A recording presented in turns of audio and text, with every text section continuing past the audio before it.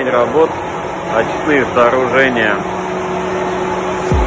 Задача стабилизация плиты под емкостями, под флотаторами. Вчера были установлены бакеры. Планируется производиться здесь завеса из геополимера для того, чтобы материал не уходил в стороны. И после этого, соответственно, будет инъектироваться материал непосредственно под плиту, 3 уровня, для того, чтобы дать стабилизацию плите.